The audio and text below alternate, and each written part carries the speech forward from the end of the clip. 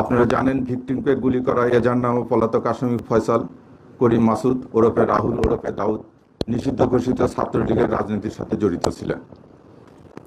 Shooter Faisal করিম মাসুদ ওরফে রাহুল ওরফে দাউদ এবং তার সহযোগী আলমগীর হোসেন দ্বয়কে পলায়নের বিষয়ে সার্বিক সহায়তাকারী তদন্তপ্রাপ্ত আসামি তাজুল ইসলাম চৌধুরী বাপ্পি পল্লবী থানা যুবলীগের সভাপতি ও ঢাকা উত্তর সিটি কর্পোরেশনের ৬ নং ওয়ার্ডের আওয়ামী লীগ মনোনীত নির্বাচিত কাউন্সিলর ছিলেন।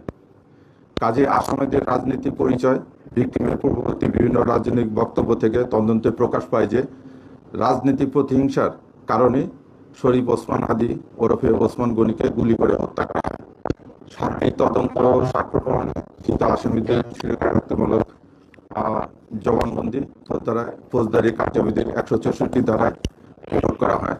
বিভিন্ন স্থান থেকে প্রাপ্ত সিসিটিভি ফুটেজ পর্যালোচনা করা হয়। অস্ত্রগুলির ফরেন্সিক পরীক্ষার মতামত, মোবাইল ডিভাইস, অন্যান্য ইলেকট্রনিক ডিভাইসের ফরেন্সিক পরীক্ষার রিপোর্ট অনুসারে আসামিদের সম্পৃক্ত তদন্তগুলো প্রমাণিত হয় এজার নামে পলাতক আসামি ফয়সাল করিম মাসুদ ওরফে রাহুল ওরফে দাউদ এবং তদন্তপ্রাপ্ত আলমগীর, তাজুল ইসলাম চৌধুরী বাপ্পি, ফিলিপ ইসলাম, মুফতি মাহমুদ সহ মোট ১৭ জনের বিরুদ্ধে পেনাল কোডের ১২০-এর বি, ৩০২, ২০১, ১০৯ এবং ৩৪ ধারায় অপরাধ প্রাথমিকভাবে প্রমাণিত হয়ে উল্লেখিত আসামিদের বিরুদ্ধে বর্ণিত ধারায় অভিযোগপত্র আজকে দাখিল করা হয়েছে।